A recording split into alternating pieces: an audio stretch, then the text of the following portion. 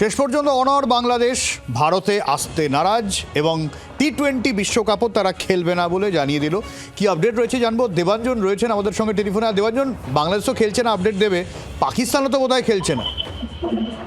হ্যাঁ, কারণ এই দুই দেশই একই সঙ্গে গতকাল যে আইসিসির যে মিটিং ছিল সেই মিটিং এ এই দুই দেশই 14-2 ভোটে আর যে দুটো ভোট পড়েছিল এই দুটো দেশ ছিল।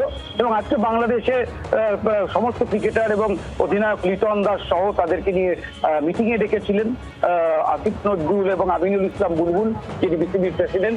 সেখানে তারা বলেন যে ভারত, তারা একদম মিথ্যে কথা বলেন সাংবাদিকদের সামনে এসে যে ভারত নাকি তাদের প্লেয়ারদের নিরাপত্তা দিতে পারবে না, তাদের সাংবাদিক, তাদের যে সমর্থকেরা যা আসবেন তাদেরকে নিরাপত্তা দেওয়ার ব্যাপারে কোনো ঝেড়ে কাছেননি।